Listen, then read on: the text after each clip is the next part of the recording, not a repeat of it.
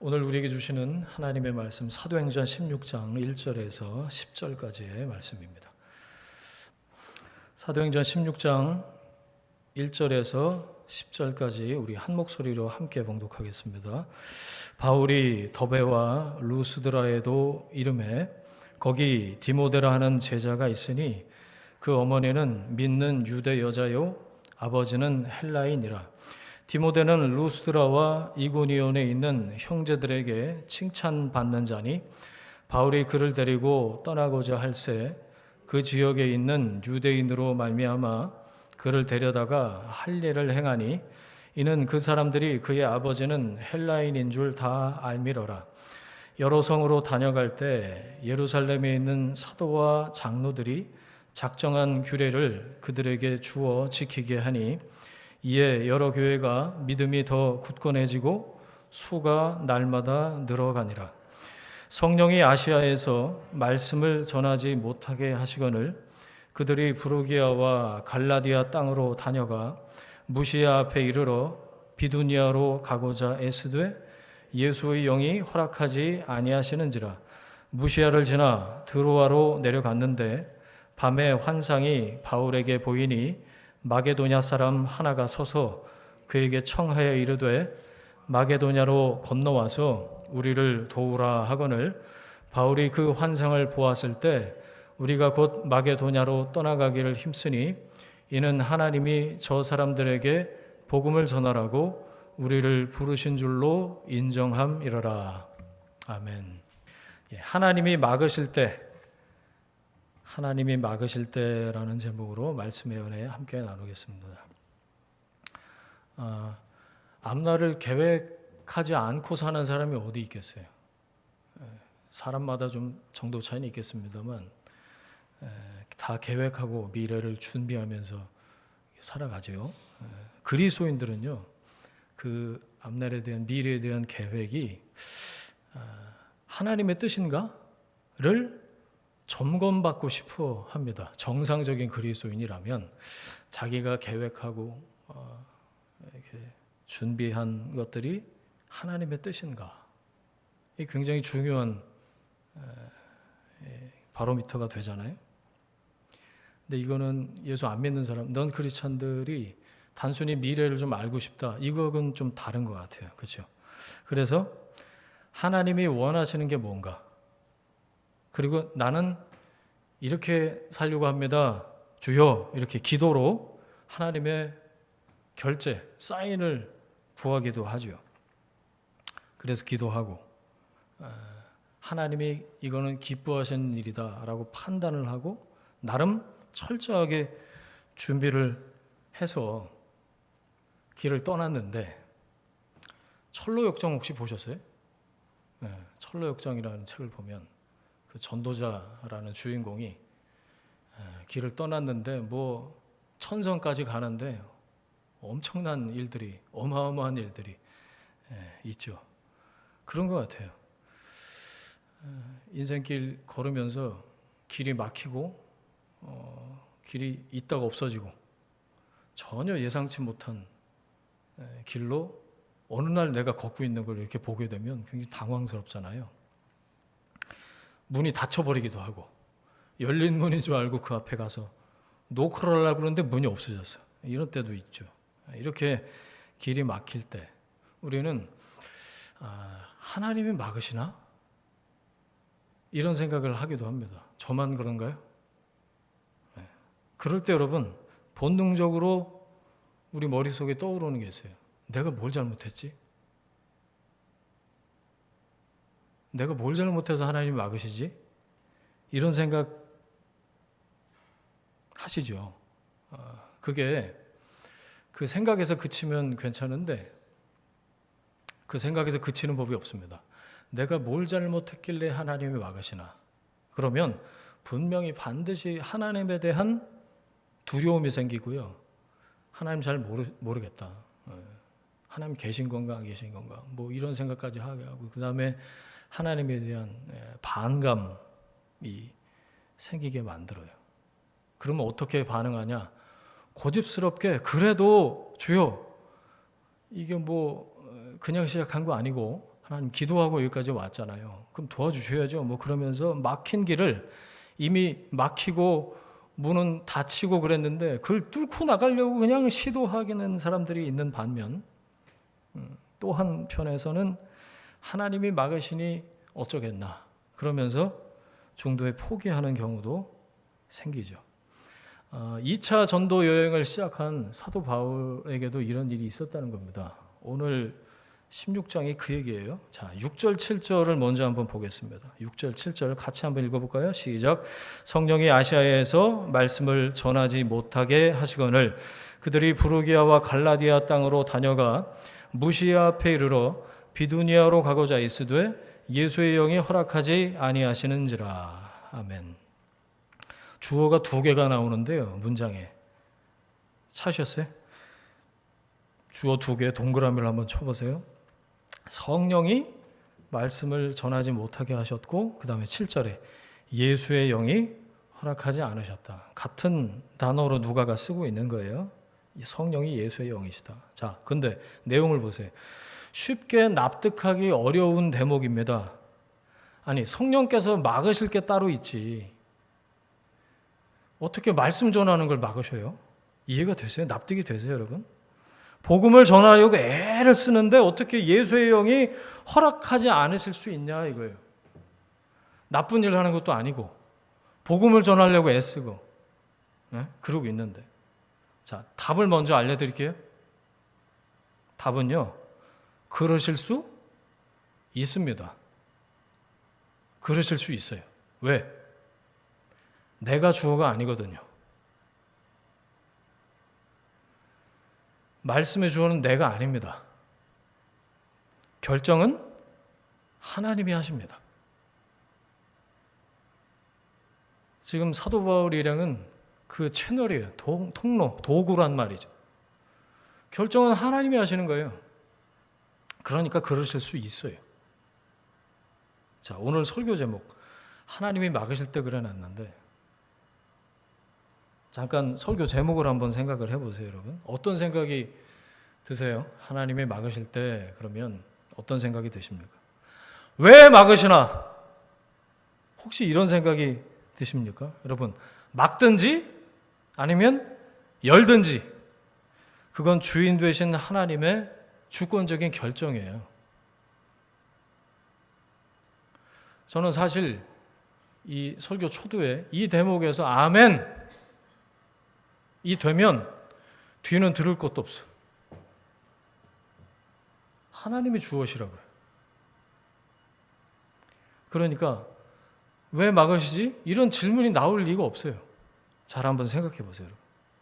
우리는 누굴 믿죠? 주권자 하나님을 믿습니다. 내 삶의 모든 권리가 나한테 없고 하나님께 있다는 걸 믿는 사람이 그리스도인이에요. 그렇죠?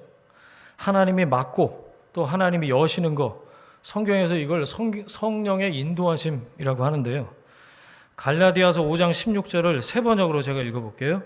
여러분은 성령께서 인도해 주시는 대로 살아가십시오. 그러면 육체의 욕망을 채우려고 하지 않을 겁니다. 여러분, 성령의 인도하심이라는 말을 들으면 어떤 이미지가 가장 먼저 떠오르세요? 딱 떠오르는 게 뭐가 있으세요? 저는 구약의 구름기둥, 불기둥이 먼저 떠올라요. 성령의 인도하심 그러면 여러분 머릿속에 뭐가 가장 먼저 떠오르세요? 오늘 본문에도 나오지만 환상, 예언 이런 게 신비롭고 초자연적인 이런 경험이 먼저 생각나십니까? 그리고 제발 나한테도 하나님 그런 게 좀 있었으면 좋겠습니다. 이런 생각을 하십니까? 물론 하나님은 그렇게 역사하실 수도 있는 분이세요. 하나님의 음성 그러면 누구누구야 이렇게 내 귀에 들려야 직성이 풀리겠지만 전 일생 그렇게 하나님의 음성을 제 육신의 귀로 들어본 적이 없어요. 그런데 하나님의 음성을 듣지 못했나 반문에 보면 전 분명히 하나님의 음성을 들었거든요. 여러분, 물론 하나님은 얼마든지, 성령님은 얼마든지 그렇게 초자연적으로 환상도 보이시고 예언도 하시고 신비롭고 그렇게 역사하실 수 있는 분이십니다. 하지만 여기서 중요한 건 뭐냐? 하나님은 무질서의 하나님이 아니시다라는 거예요. 이 무슨 뜻이냐면 하나님께서 만약에 모든 그리스도인에게 꿈으로 환상으로 말씀하신다면 성경이 필요 없는 거예요. 그렇죠? 꿈으로 환상으로 말씀하신다면. 그렇지 않겠어요? 그리고 지금 우리가 코로나가 다시 번지는 이 와중에 지금 여기 이렇게 있으면 안 됩니다. 집에 가서 자야지. 왜? 꿈으로 말씀하시니까.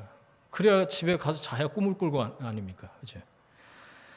여러분, 기적에 너무 집중하지 마세요. 일생에 한두 번입니다. 그래야 기적이에요. 그리고 저는 그렇게 생각해요. 진짜 기적이 뭘까요? 내가 예수 믿은 게 진짜 기적 중의 기적이죠. 아멘이세요? 그러니까 막 눈에 번쩍번쩍한 거, 귀에 막 신비롭게 들리는 거, 여러분 그거에 집중하실 이유가 없어요. 이거는 기적이 없다, 뭐 하나님의 전능하심을 제한한 이런 게 아니라 하나님은 질서의 하나님이시기 때문에 이미 세팅된 창조 질서 안에서 역사하신다는 겁니다. 예를 한번 들어볼게요. 예수님이 그런 말씀하셨어요. 믿음이 있으면 이 산대로 옮겨서 저 바다에 빠지구라 그러면 그렇게 될 거라고 그랬어요.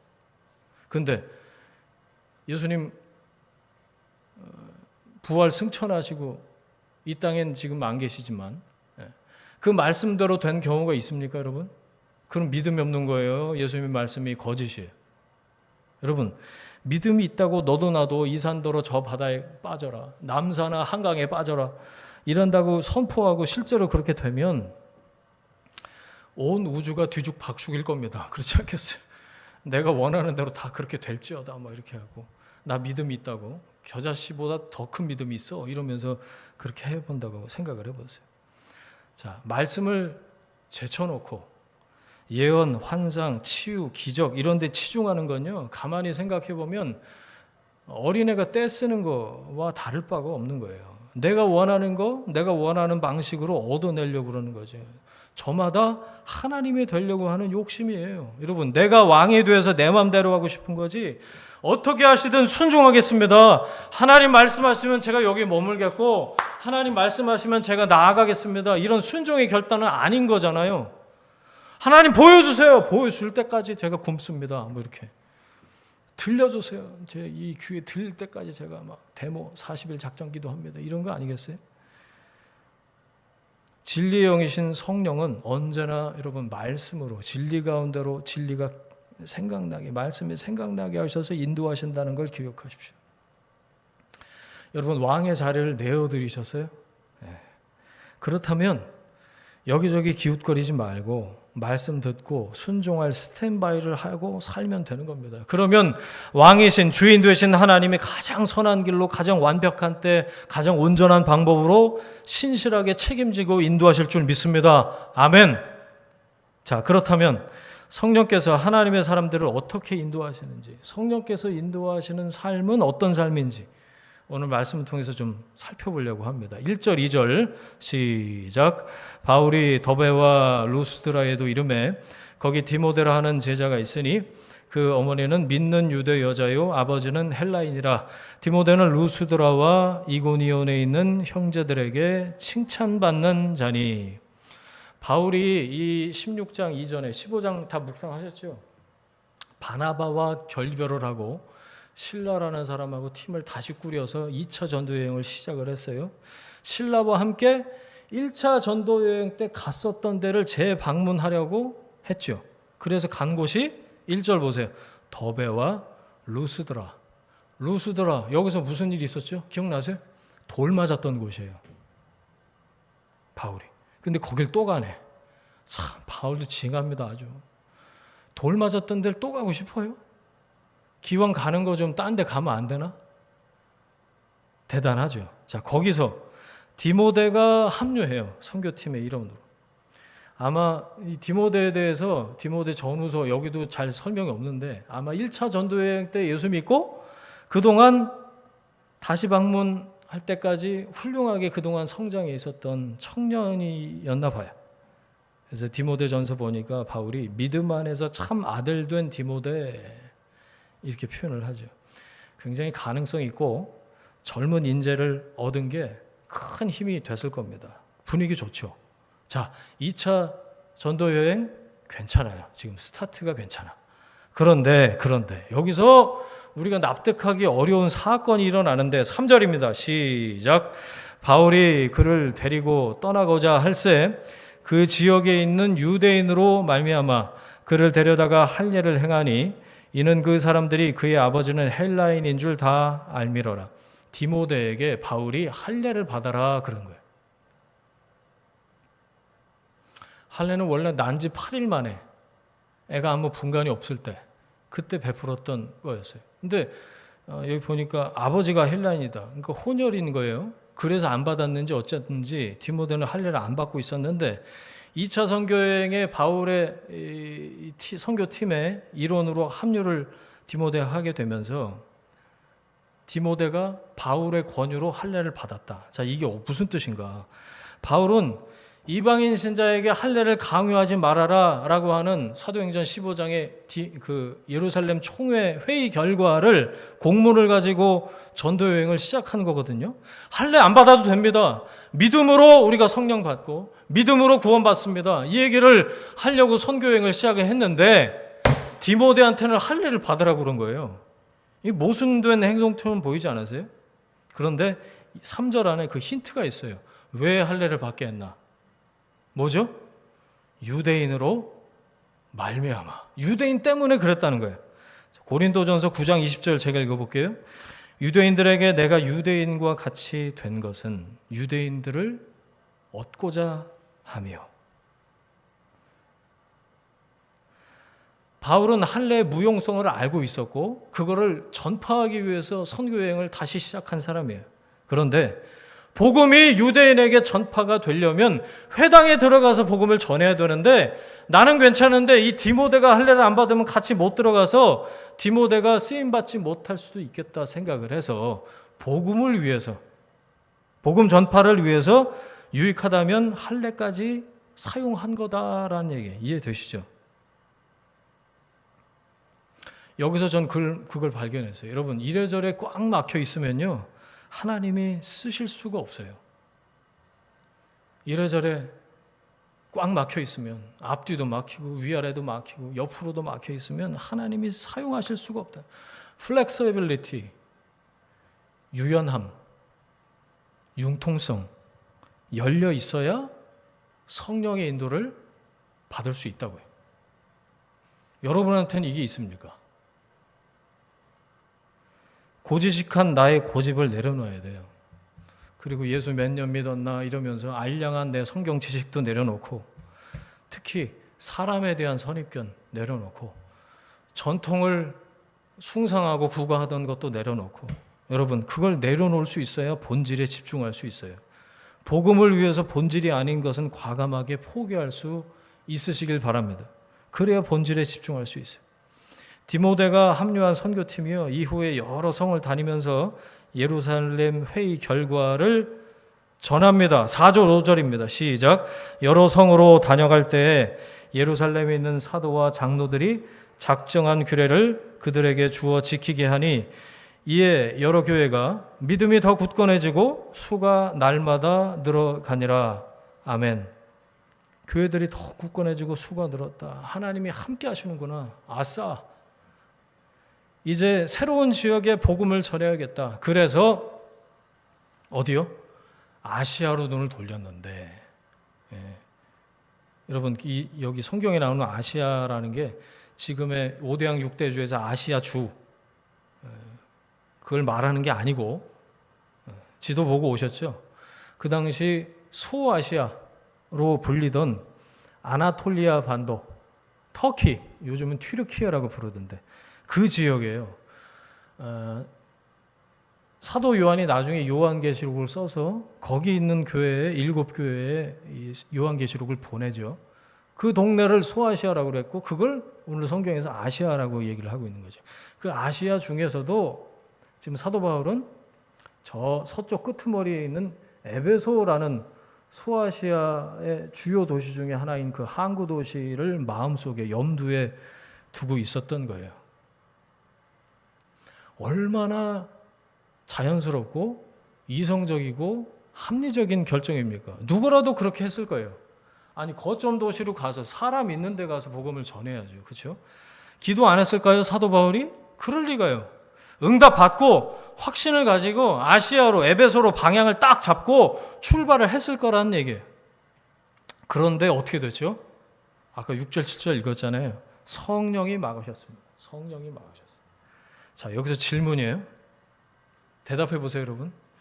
성령이 말씀을 전하지 못하게 막으셨다. 어떻게 그러실 수 있을까요? 어떻게?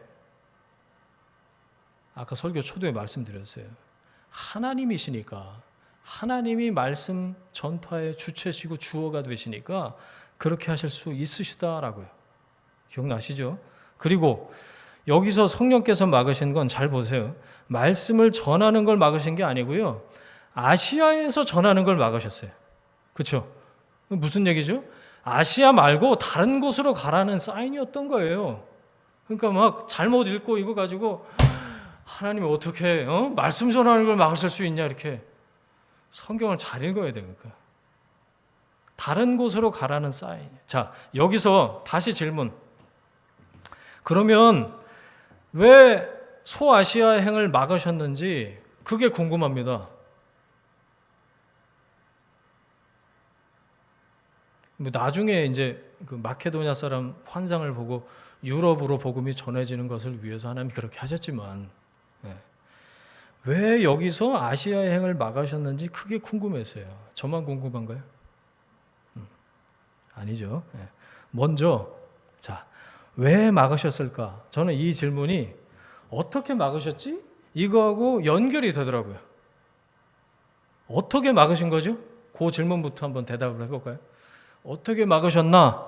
성경에는 구체적으로 안 나옵니다. 그래서 제가 월, 화, 수, 목 금요일 날 돼서 풀렸는데 4일 동안 끙끙거렸습니다. 제가 예전에는 그냥 넘어갔던 말씀이에요. 근데 이게 하필이면 우리 생명의 삶 순서대로 같이 말씀 묵상하고 이게 어제 토요일자 본문이잖아요. 어떻게 막으셨지? 이게 갑자기 궁금해갖고 월요일부터 끙끙 앓으면서 그냥 환상을 봤나? 근데 그건 9절에 나와요. 환상이랑 마케도냐인의 환상이 9절에 나오잖아요. 자, 그래서 6절 7절은 환상은 아닌 것 같다라는 전제를 딱 해놓고 그 다음에 보기 시작했어요. 여러분은 어떻게 보셨어요? 어떻게 막으셨을까요? 성령이 막으셨다. 예수의 영이 허락하지 않으셨다. 그건 몰라요. 답은 모릅니다. 입니다. 근데 사도 바울은 알았겠죠.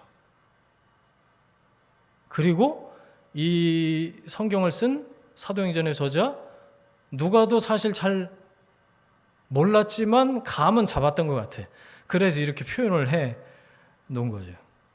자, 제가 4일 동안 끙끙거리면서 여러분 한 사람 한 사람 머릿속에 떠올리면서 기도하면서 하나님 말씀을 깨닫게 해주십시오. 전할 좀 이 양식을 영의 양식을 우리에게 허락해 주십시오. 이렇게 기도하면서 깨닫게 된 말씀을 나누겠습니다. 자, 10절을 먼저 한번 보세요. 10절. 자, 10절 같이 읽습니다. 바울이 그 환상을 보았을 때 우리가 곧 마게도냐로 떠나기를 힘쓰니 이는 하나님이 저 사람들에게 복음을 전하라고 우리를 부르신 줄로 인정함이로라. 아멘. 여기 사도행전에 처음 등장하는 주어가 딱 하나가 나와요. 찾으셨어요 혹시? 다시 보세요. 2번 나옵니다. 아시는 분? 우리. 우리의 동그라미 한번 쳐보세요. 이게 사도행전에 처음으로 등장하는 말이에요. 16장에 처음 등장해요. 자, 우리 안에 누가 있어요? 누가 썼죠? 누가가 썼다고 그랬잖아요. 우리 안에 누가 있어요? 누가가 있는 거죠, 지금. 누가가 언제 합류한 거죠? 2차 선교여행에 비로소 바울 선교팀의 선교팀 일원으로 합류를 했다는 걸 알려주는 거죠. 우리. 자, 누가 직업이 뭐라고요? 의사였대요. 의사 누가가 선교팀에 합류했다는 게 무슨 뜻일까요? 추정을 해보는 거예요. 추측을. 누군가 아팠다는 걸 말해주는 거 아닐까요? 논리의 비약인가요? 아니요. 충분히 그렇게 생각할 수 있습니다. 선교팀이 두 팀으로 갈렸어요. 바울하고 바나바가 심하게 피차 다투어 갈라섰다 그랬잖아요. 그런데 실라뿐만 아니고 디모데도 합류하고 그 팀에 의사 누가가 합류를 해요? 누가 아픈 것 같아. 자, 그 중에 아팠다면 누가 아파야 맞아요? 우리 지난주 말씀 쭉 봤죠. 누가 주치의가 필요했을 만큼 아팠던 걸까요? 네, 사도 바울입니다.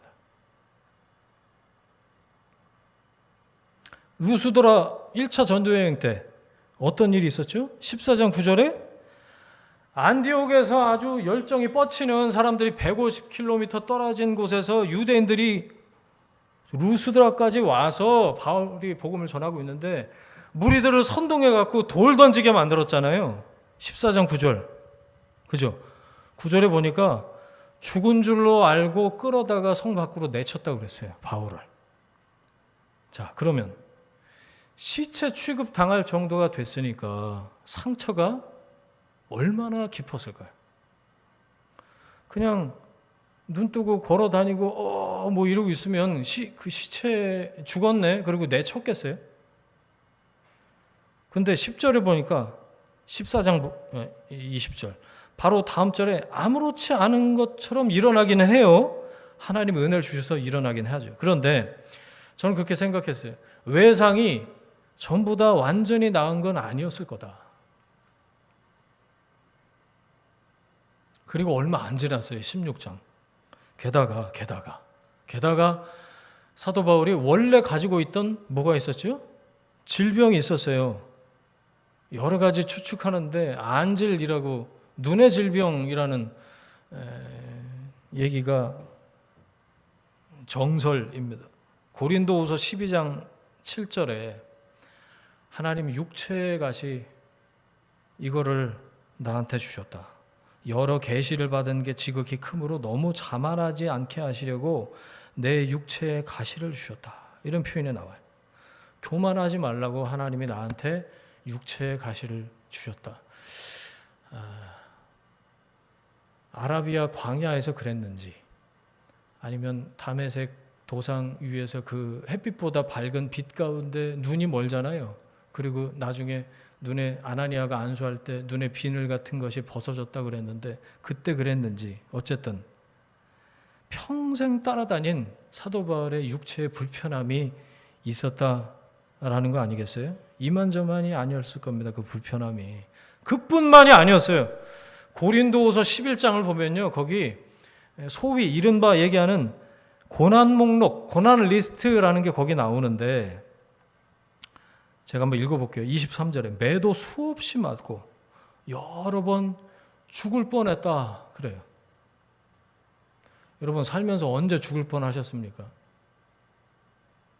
사건이나 사고가 있을 수도 있고 심정적으로 하나님 날 그냥 데려가 주세요. 이럴 때도 있지 않았을까요? 사도 바울도 마찬가지.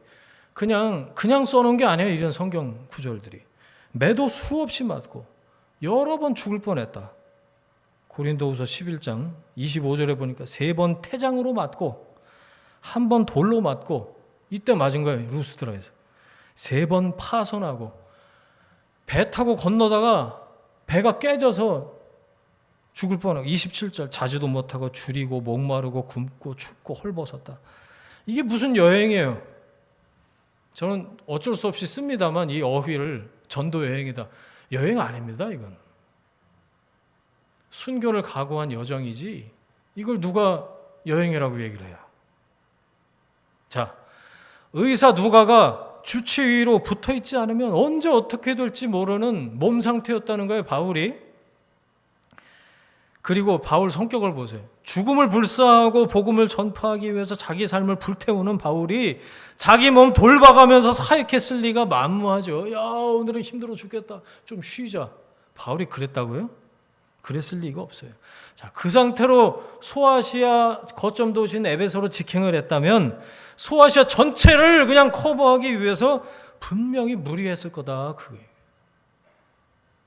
자, 여기까지는 따로 올만하죠. 그렇겠다 그렇게 생각이 드세요? 말씀 한 군데 결정적인 이 말씀이 생각이 났는데 말씀 한 군데 더 찾아보겠습니다. 갈라디아서 4장인데요. 다 한번 찾아보세요. 갈라디아서 4장 13절을 보면 제가 읽을게요.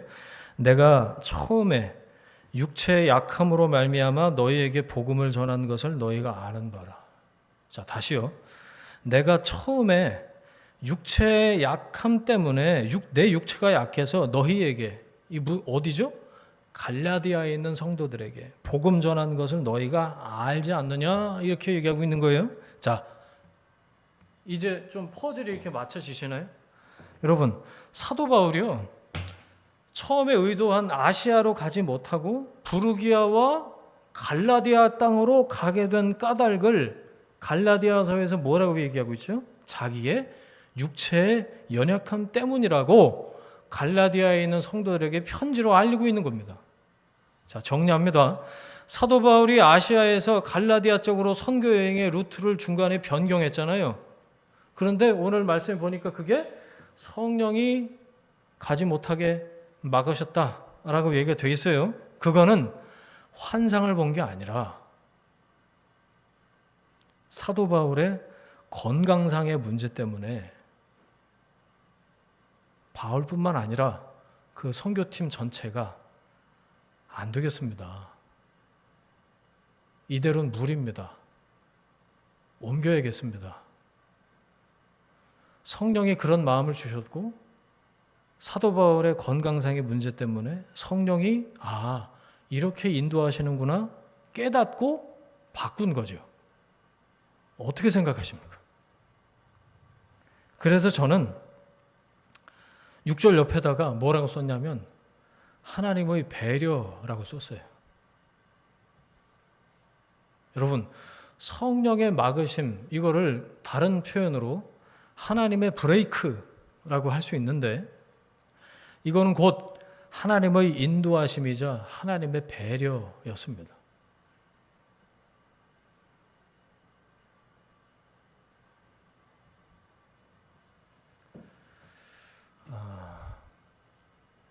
뭔가 드라마틱하고 초월적이고 초자연적인 하나님의 음성을 듣고 싶고 꿈으로 보여주시면 더 좋겠고 나한테는 왜 환상 이런 게 한 번도 없나? 아니면 누가 나한테 예언 안 해주나? 여러분 그게 아니고요. 평범한 내 삶의 일상 속에서 말씀하시는 그 하나님의 음성을 알아듣는 민감함이 우리에게 필요하다라는 얘기입니다. 다시요. 성령 하나님은 어떻게 말씀하시나? 우리 성경 공부하다가 스탑한 거 기억나세요? 하경삼. 성령 하나님은 성경 말씀을 통해서 기도와 환경과 교회를 통해서 말씀하신다. 그래서 5 손가락으로 얘기를 한 거 기억나세요? 다시 한번요. 성령 하나님은 성경 말씀을 통해서 기도와 환경과 교회를 통해서 말씀하신다. 여러분, 하나님이 어떻게 말씀하시나? 물론 성령님이 말씀하시고요. 성경 말씀을 통해서. 그래서 이 말씀이 풀어지고 전해지는 이 설교 시간에, 예배 설교 시간에 하나님이 나에게 말씀하시는 줄 믿습니다. 그렇죠? 그리고 기도와 환경과 교회를 통해서 하나님 말씀하신다. 여러분 그 중에서도 이 환경을 통해서 말씀하시는 하나님, 여러분 어떻게 경험하십니까? 내 몸의 건강을 통해서 하나님 말씀하세요. 그러니까 이거 잘 관리를 해야겠죠. 그리고 어디 이단에서 주로 하는 얘기인데 건강에 무슨 문제만 생기면 병말해. 다 마귀가 그런 거래. 저 귀신은 맨날 가르치는 그 동네에서 맨날 그랬습니다. 감기만 걸려도 감기 귀신이 들렸다. 아주 전능하신 귀신님이지 아주. 잘못된 거죠. 여러분, 내 몸의 건강을 통해서 하나님 말씀하시고 인도하실 수 있다는 거예요. 또 가족들의 상황, 굉장히 중요합니다. 함께 인생길 걸어가는 가족들의 상황, 여러분 그리고 일터, 회사, 내 일상에서 얼마나 중요합니까? 그런 변화를 통해, 환경의 변화를 통해서 하나님 말씀하신다고요. 그리고 경제적인 환경의 변화, 이런 것들 굉장히 중요하고요. 그런 것들 안에 담겨져 있는 그 하나님의, 성령 하나님의 인도하심. 여러분, 그것들이 하나님의 인도하심을 깨닫게 되는 중요한 통로가 되는데, 우리는 너무 그걸 다 닫아놔요. 그리고 잘 돼. 그 중에서 그 모든 것들이 잘 돼야 하나님의 인도하심이라고만 생각을 하는 거죠.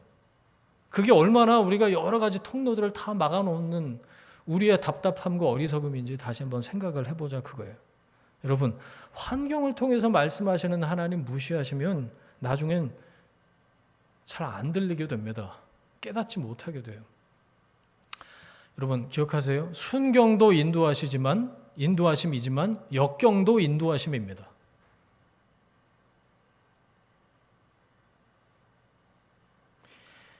벌써 2차 전도 여행을 떠나기 전에 한번 브레이크가 걸렸어요.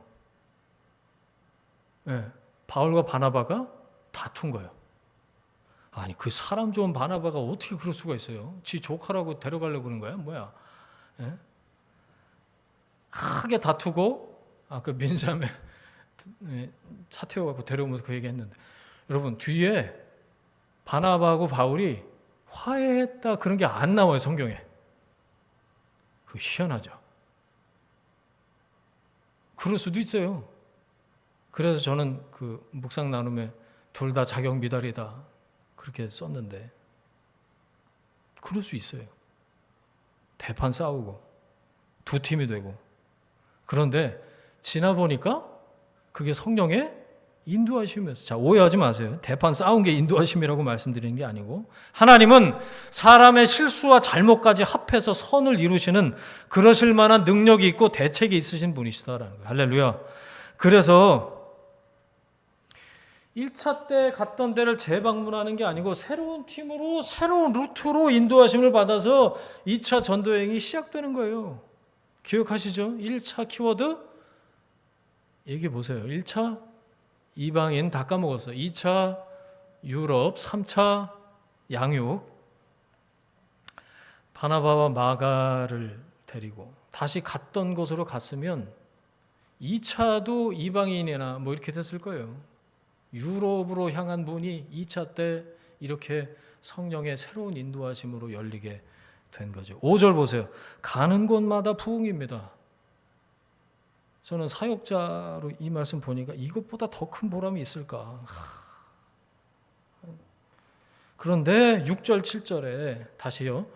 건강상의 문제로, 사도 바울의 건강상의 문제로 2차 때 의사 누가가 주치의로 붙고 아시아로 가고자 하는 걸 하나님이 막으시면서 두 번의 하나님의 브레이크를 경험하면서 서쪽 끝 항구 도시 드로아로 선교 루트가 옮겨집니다. 제가 왜 두 번이라고 그랬을까요?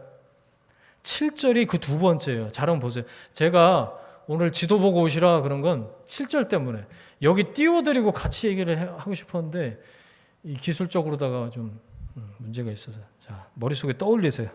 아니면 지금 검색해서 보시든가 구글창 띄워놓고 사도 바울의 2차 전도여행 루트를 이렇게 띄워놓으시고 보시면 거기 나와요. 7절. 자, 무시아 앞에 이르러 비두니아로 가고자 애쓰되, 그렇게 되어 있어요. 제 지금 머릿속에 생각나는데, 무시아는 이 튀르키예 반도의 왼쪽 중간쯤에 있습니다. 왼쪽에 좀 치우쳐 있어요. 비두니아는 북쪽 가운데쯤에 있는 지역 이름이에요. 자, 보세요. 비두니아는 어디죠? 여전히 아시아예요. 보이세요? 생각나세요? 자, 갈라디아에서, 자, 중부 지역에서 무시아로 방향을 틀긴 했어요. 왼쪽으로. 아, 이제 아시아는 아닌가 보다. 그 선교팀 전체가 방향을 틀긴 했는데 몸은 떠나고 있는데 마음은 여전히 어디 있는 거죠? 아, 그래도 북부 비두니아는 내가 찍어보고 가야겠다, 이런 생각을 했던 거죠. 그걸 7절 예수의 영이 허락하지 않으신 거예요. 그러니까 벌써 그 바울과 바나바 싸운 것부터 시작하면 세 번의 브레이크, 방향 전환이 있었던 거죠. 비두니야, 그 방향도 안 돼라고 예수의 영이 허락하지 않으신, 한 번이 안 돼서 두 번 브레이크를 거신 겁니다. 이걸 통해서 알 수 있는 거, 바울 고집도 어지간하다, 그걸 알 수 있어요. 여러분, 평상시 우리 성경 말씀에 비추어서 우리 마음의 동기를 살피면서 인생길 걸어가야 되지만, 우리가 항상 열려 있어야 할 것이 바로 이거예요. 하나님의 주권적인 간섭. 여기다가 쓰세요, 여러분. 하나님의 주권적인 간섭, 하나님의 주권적인 개입. 이게 뭐냐? 적용하면 이거예요. 내가 모른다는 걸 인정하는 겁니다. 하나님이 하지 말라고 그러시면 스톱할 수 있는 거예요. 하나님이 왕이시고 주인이신 것을 기억할 때 그게 가능하고요. 성령의 인도하심에 민감할 때 그게 가능해요. 그래서 스몰 강의, 어떻게 성령의 인도하심에 민감해질 수 있는가? 자, 첫 번째, 일반적인 하나님의 뜻에 순종하는 겁니다. 그래야 성령의 인도하심에 민감해질 수 있어요. 다시요. 어떻게 성령의 인도하심에 민감해질 수 있는가? 첫 번째, 일반적인 하나님의 뜻에 순종하는 겁니다. 하나님의 뜻 궁금하세요? 여러분 다 알고 계세요. 데살로니가전서 5장 16절 18절 시작. 항상 기뻐하라, 쉬지 말고 기도하라, 범사에 감사하라. 이것이 그리스도 예수 안에서 너희를 향하신 하나님의 뜻인. 다 알고 계시잖아. 하나님의 뜻이 궁금해요? 몰라요? 거짓말하지 마세요. 다 알고 계세요. 몰라서 안 하는 게 아닙니다, 여러분. 어떻게 순종해야 될지 모르신다고요? 이대로 하시면 돼. 그리고 성경에서 맨날 가르치는 게 뭐예요? 내가 너희를 사랑하는 것 같이 이웃을 내 몸같이 사랑하고 용납하고 용서하면 되는 거예요. 근데 맨날 모른다고 거짓말하지. 구체적인 하나님의 뜻이 궁금하다, 그 뜻인 걸 제가 알아요. 하지만 여러분, 그래서 일반적인 하나님의 뜻에 먼저 순종하는 겁니다. 그러면 그 과정을 통해서 내 마음의 동기가 하나님 말씀에 부합하는지 판단할 수 있게 돼요. 환상이 하나님의 일반적인 인도하심의 방법이다. 그러면 우리는 성장이 불필요해요. 그냥 그때그때 환상 보면 되니까. 분별은커녕 혼란만 가중될 뿐이에요. 왜? 어저께는 저 환상 봤는데 오늘은 이 환상 보니까 둘이 안 맞는 것 같아. 어떤 환상을 채택해야 돼. 막 이러면서 혼란만 가중될 뿐이에요. 그래갖고 하나님의 분별력을 얘기를 하셨을까요? 아니요. 그러니까 말씀으로 인도하시는 거예요. 그거는 우리가 성장하기를 하나님이 원하신다, 그 뜻이죠. 말씀의 기준을 따라서 자기를 부인하고 옳은 것을 선택해서, 그럴 때 분별력은 점점 더 분명해지고 믿음은 그렇게 성장하는 줄 믿습니다. 자, 어떻게 성령의 인도하심에 민감해질 수 있나? 첫 번째는 일반적인 하나님의 뜻에 순종합니다. 자, 두 번째는요, 우리가 갖춰야 될 거예요. 겸손한 태도입니다. 아까 말씀드린 하나님의 인도하심에 민감한 열린 자세, 같은 맥락이에요. 우리가 판단할 때 고려할 수 있는 거, 여러분 판단을 무엇에 따라서 하실까요? 여러분 이미 가지고 있는 가치관, 세계관, 그리고 내가 감각할 수 있는 그 바운더리 내에서 우리는 판단을 하는 거죠. 결국 그건 뭐냐? 나의 한계인 거죠. 여러분의 한계를 알고 인정하고 계십니까? 우리는 내가 감각하고 생각해서 판단할 수 있는 한도 내에서밖에 결정할 수가 없어요. 내가 판단해서 결정할 수밖에 없는 한도, 결국 내 한계입니다. 종이 한 장을 이렇게 눈앞에 대보세요. 뭘 할 수 있어요, 우리가? 뭘 할 수 있냐고요, 이래갖고. 그런데도 내 생각이나 내 판단이 전부인 것처럼 생각하는 거, 그걸 성경에서 교만이라고 그럽니다. 바울 일행이 의도했던 원래의 길이 막힌 거, 자, 다툼과 또 건강상의 이유였다 라고 말씀드렸어요. 그거는 누가 잘못했거나 재수가 없어서거나 운이 없어서거나 그게 아니고 하나님의 주권적인 손길 아래에서 일어난 일이다. 따라서 하나님이 막으시면 나는 알지 못하지만, 나는 모르겠지만 하나님이 길을 갖고 계시겠지, 하나님이 문을 열고 닫으시겠지, 하나님이 인도하시겠지, 이런 믿음을 가지고 순종하겠다는 겸손한 태도, 이걸 견지해야 된다라는 거죠. 믿음은 다른 게 아니에요. 내 가는 길을 주님께 맡기는 거지. 그걸 안 맡기고 믿습니다 그러면 그러니까 안 믿어지는 거지. 그걸 한번 맡겨보세요. 그럼 믿습니다 안 해도 믿어집니다. 맡겨보세요. 겸손한 태도가 여러분 가운데 있으시냐 하는 거예요. 자, 스몰 강의에서 빠져나왔습니다.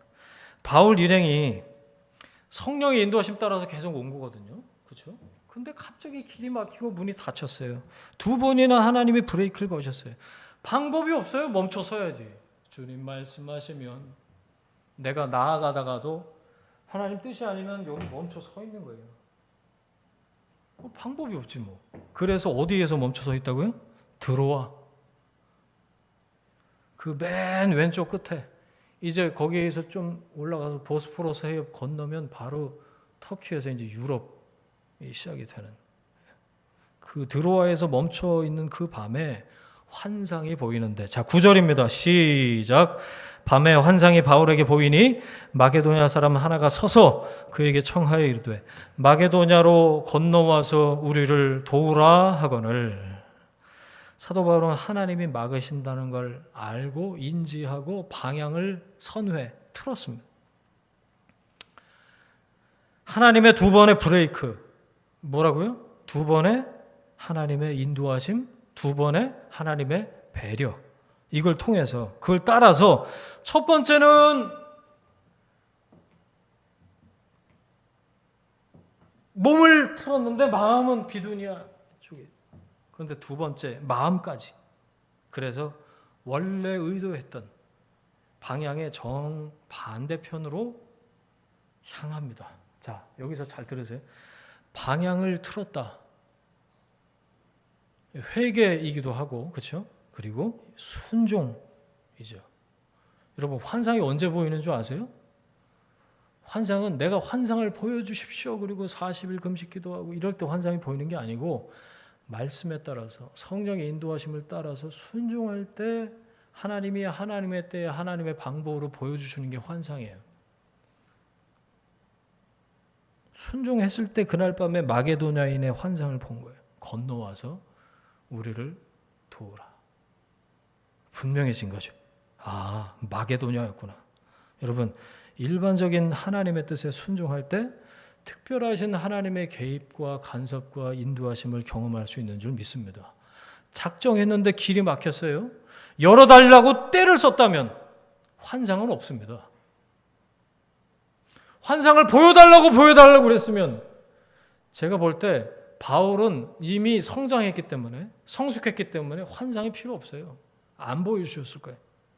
그런데 자기를 부인하고 겸손한 태도로 하나님 말씀에 순종해서 내 몸 상태도 보고 선교팀의 일원들의 그 동의, 그 팀을 통해서, 교회를 통해서 하나님 말씀하신 걸 종합적으로 깨닫고 나서 방향을 턴했기 때문에 환상이 보였다. 구체적인 인도하심이 시작된 겁니다. 10절 시작.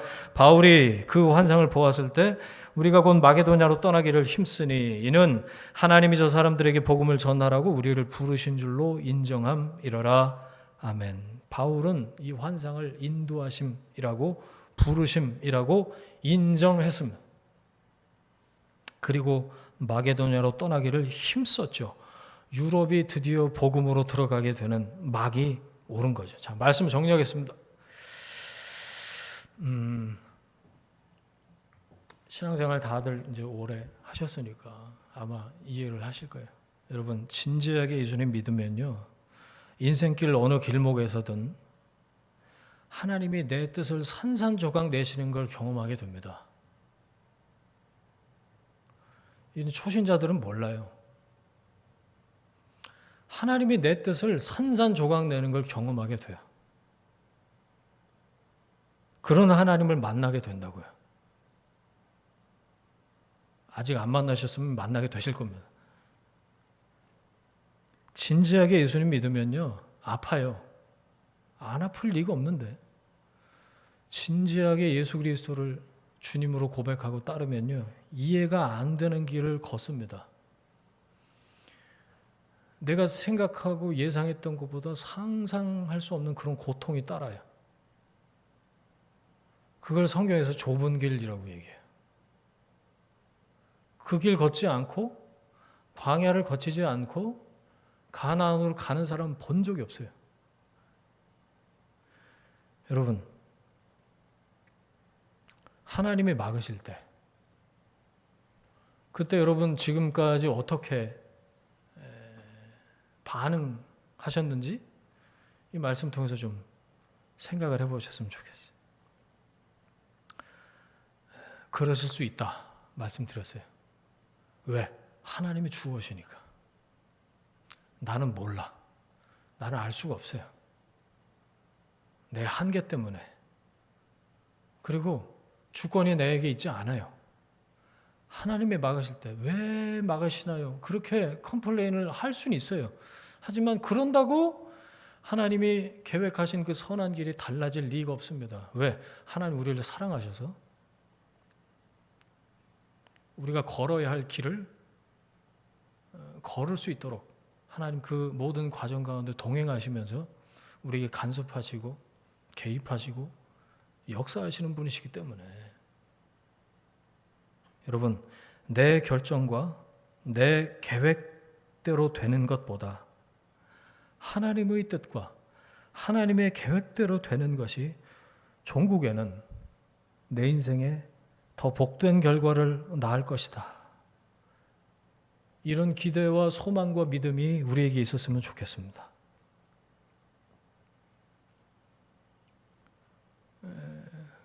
그런 이미지가 머릿속에 떠올랐어요. 엄마가요, 깨끗한 옷을 준비해 놓지 않은 채 아이의 더러워진 옷을 벗기지 않습니다. 자녀가 어릴수록 막는 게 많아요. 어떻게 막아요? 안 돼, 애비 이런 말 많이 하잖아요. 위험으로부터 보호하기 위함이에요. 더 급한 쪽이 있어서 다른 길을 막으실 수도 있다는 거예요. 더 좋은 타이밍을 위해서 막으실 수도 있고, 또한 바울처럼 수차례 막혔기 때문에 환상을 바르게 이해할 수도 있다.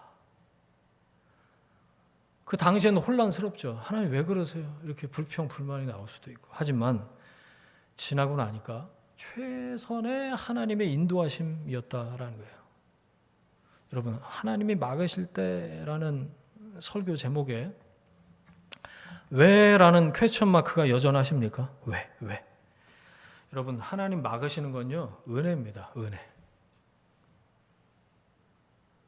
인정이 되세요? 네. 하나님이 나 몰라라 나를 창조해서 그 어딘가에, 이 땅 어딘가에 나를 방치해 놓으신 게 아니고 하나님이 계속해서 간섭하시고 계속해서 개입하시고 계속해서 동행하신다는 뚜렷한 증거인 거예요. 하나님이 막으시는 건. 어떻게 생각하세요? 누구누구야 지금 거기는 아닌 것 같다. 지금은 아닌 것 같은데 다른 방향이 나은 것 같다. 여러분, 성령께서 막으신다면 하나님이 반드시 열어주시는 새로운 방향이 있을 겁니다.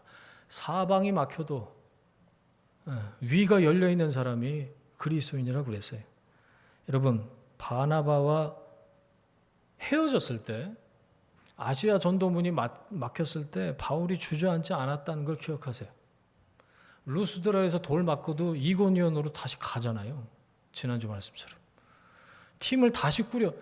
저 같으면 한 1년은 쉬었을 것 같아요. 어떻게 바나바가 이럴 수 있나. 그 감정의 회복되는 시간이 오래 걸렸을 것 같아요. 몸도 마음도 너덜너덜해졌을 그 바울이 다시 팀을 꾸려서 의사까지 주치의로 해갖고 다시 주저앉지 않고 힘쓰고 애쓰는 걸 보세요.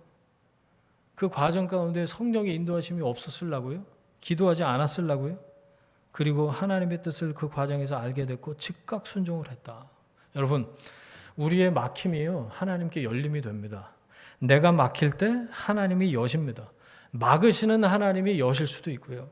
지금 여기에서 그래서 바울처럼 성실한 삶, 성실한 신앙으로 내가 할 수 있는 거, 해야 할 것을 최선으로 감당하면 돼요. 그러면 분명히 가장 좋은 길로 보여주시고 열어주시고 넘게 하시고 혹은 뚫고 나가게 하실 줄 믿습니다. 그 좋은 길이라도